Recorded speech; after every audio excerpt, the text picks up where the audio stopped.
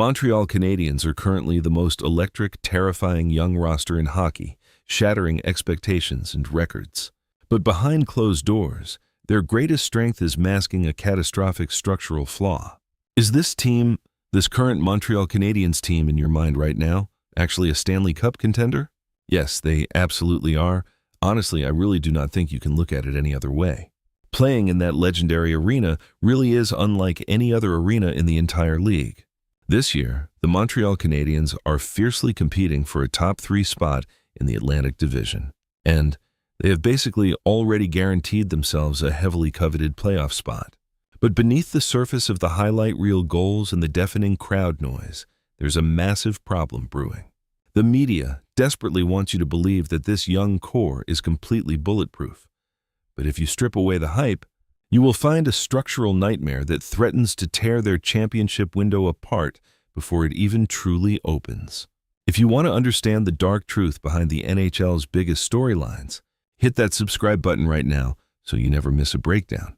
Let's look even closer to see what truly makes them so elite and why it might ultimately be their absolute undoing. When you talk about a team perfectly set up for the future, you are looking directly at Montreal. Right now, the Montreal Canadiens are widely considered the most electric team in hockey, boasting an average age of just 25.8. They are actually currently on pace to become the youngest team to ever make the playoffs, beating their own impressive record from last year.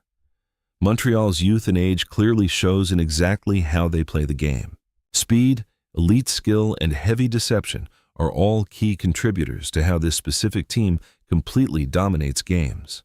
Guys like Cole Caufield, Juraj Slafkovsky, and Nick Suzuki have been absolutely huge parts to their recent success. There is a very specific stat in the NHL called the goals for percentage. It is calculated by taking a line's goals for and dividing it by their goals for minus their goals against. Essentially, it strictly measures exactly how dominant you are on the ice, both offensively and defensively. And guess what? The Montreal Canadiens rank right at the very top. The trio of Suzuki, Slafkovsky, and Cole Caufield are sitting at a terrifying 69.2 goals percentage. It is undeniable reasons exactly like these why they are seeing so much incredible success this season. But that dominant number is hiding a very uncomfortable reality. And that brings us to our first major twist in this entire narrative. Let's talk about the sniper, Cole Caufield.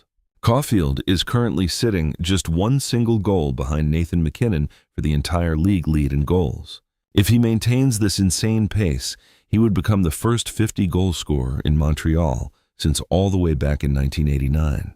And if he can somehow pull off a miracle and win the Rocket Richard Trophy this year, he would legitimately be the first Montreal Canadien to ever do so in the history of the franchise. We look at how this top line plays together, and it is obviously a big reason why we are seeing them all have massive career years. But how they are scoring is exactly where the anxiety begins. The Canadiens rank 6th in the entire league for the most goals scored within just 10 seconds of a turnover. It is a specific stat that truly shows how quick transition play can heavily pay off for a team. Defenseman Lane Hutson is a major factor here. He is easily one of the most dynamic defensemen in the game right now. One of the main things that has led Hutson to his massive success is his incredibly quick stick work. He has this elite ability to steal pucks and transition the play up the ice in an absolute instant, but here is the glaring issue. Relying on your opponents to constantly make mistakes so you can score in transition is a dangerous tightrope walk. What happens when you face a veteran playoff team that simply refuses to turn the puck over? Suddenly, that high-flying offense hits a massive brick wall. But what makes it infinitely worse is what is happening on the other side of the puck. Mistakes are not just something that other teams make, though. It is absolutely something Montreal makes themselves, and it happens especially frequently in their own zone. Montreal's forecheck is undeniably monumental to their offensive system. The Habs typically run a 1-2-2 setup, just like many other teams in the NHL. They will have one forward pressing deep, while the F2 provides that crucial additional pressure. But once the puck comes back into their own end, everything starts to crumble. The Canadiens attempt to run a highly complex hybrid structure down low in the defensive zone. They transition to a man-on-man coverage up high near the blue line, which is something that most teams do try in the NHL. But the horrifying truth on the ice is that the Canadiens look like they genuinely struggle to adapt most of the time. Players get crossed up, assignments are completely blown, and high-danger chances are gifted to the opposition. Defensive miscues are almost always a problem with developing young teams. But if Montreal actually wants to go deep into the highly demanding playoffs, they're going to desperately need to tighten it up. Because here is the cold, hard truth. Always chasing the lead just is not sustainable hockey. They currently rank third in the entire league for the immense amount of time spent playing within a one-goal margin. They also rank second overall with a staggering 24 comeback wins. Capitalizing on other teams' mistakes is definitely a big deal. But having to constantly come back from behind means your defensive structure is actively failing you on a nightly basis. So, how exactly is a team with such a glaring structural flaw currently riding a massive winning streak? That brings us to the most deceptive twist of all. They found a temporary savior. Luckily for Montreal, their goaltending situation has completely turned a new leaf. Ever since calling up Jacob Fowler for the second time, the Habs have somehow gained a completely new identity between the pipes. But the real hero has been rookie goaltender Jacob Dobes. Dobes could very easily and arguably be a top 10 goalie in the league this entire year. He is currently ranking right among the top in goals saved above expected, standing shoulder to shoulder with some of the biggest and most expensive names in hockey. His last 5 consecutive starts have been absolutely incredible. He has been boasting save percentages of 973, 971, 962, 953, and 926. He is literally out there passing legendary names like Carey Price and Patrick Roy for all-time rookie wins as a goaltender with the Habs franchise. Dobes has undeniably been great for the Habs. He is heavily one of the main reasons that they are currently riding on a massive 7-game winning streak. But step back and look at the bigger picture. A team with Stanley Cup aspirations should never have to rely on a rookie goaltender playing out of his mind just to survive standard regular season games. If Dobes even slightly returns to human levels of performance, that leaky defensive structure is going to completely drown them. And if you think their elite offense can just outscore those defensive issues, wait until you see the fatal flaw hiding inside their highly praised power play. Right now, you are probably thinking that even if their defense struggles, they can just outscore their problems. After all, this power play looks completely unstoppable. The Habs have really gelled into a deadly unit so far this season. You have Cole Caufield scoring at an absolutely insane clip. You have Ivan Demidov, who routinely takes defenders out of their skates with pure deception and elite passing. You have Lane Hudson pulling the strings, and Nick Suzuki, who ranks third this entire year in power play points.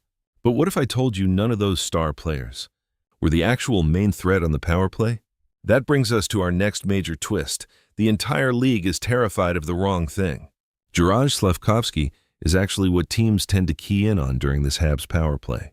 His constant movement in the bumper position either draws a defender with him to open up the middle of the ice, or he ends up parking his massive frame right in front of the net.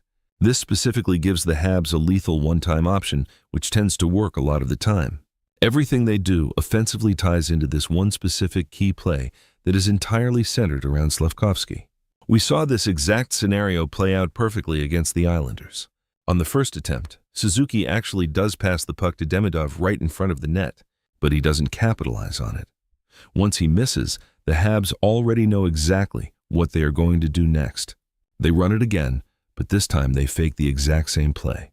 Because Bo Horvat is already cheating defensively towards Ivan Demidov, moving down towards the net, Slafkovsky gets a wide-open shot and he easily scores. Having this brilliantly designed system in play really benefits the Canadiens, and is a main reason why they rank 6th in the league in power play percentage. But here is the devastating reality that no one is talking about. That trick only works in a Tuesday night regular season game. What happens in a grueling 7-game playoff series? Veteran NHL coaches are going to sit in the film room and completely dissect that one key play. When a team like Florida or Boston stops cheating on Demidov and violently locks down Slafkovsky in the bumper, what is Montreal's counterpunch? If your entire power play hinges on opponents constantly biting on a fake, your offensive production is living on borrowed time. By the way, If you are enjoying this deep dive into the tactical flaws hiding behind the NHL's biggest storylines, hit subscribe. We are dropping these heavy film breakdowns every single week, and you will not want to miss what we uncover next. This entire fragile house of cards leads us straight to head coach Marty St. St. Louis has put a system in place that combines all of this skill, speed, and dynamics. The power play, the 5-on-5 goals against average, absolutely everything is combined through his specific vision. He empowers his young players to take risks, to make those lightning-fast transitions, and to play with pure freedom. But freedom is the exact opposite of playoff hockey. Playoff hockey demands suffocating discipline, grinding out shifts, and surviving when your highly skilled transition game is entirely choked out. And it is whether or not they can stick to this system under heavy physical pressure. That is ultimately going to determine exactly where they go in the playoffs. And that is the final undeniable twist of the Montreal Canadiens. They are the most electric team in hockey. They have an incredibly bright future. But right now, they are a total wild card. I can legitimately see them going all the way to the finals. Or I can easily see them suffering a brutal first-round exit, depending heavily on who they draw. This team is thrilling, they are terrifying, and they are historically young. But until they fix that horrific defensive zone coverage and prove they can win without relying on their opponent's mistakes, they are nothing more than a beautiful illusion, a glass cannon just waiting to shatter. Do you think this Montreal core is actually ready for a deep cup run? Or is this early success going to blind management from making the hard, necessary trades? Let me know down in the comments, and don't forget to subscribe. Signing off.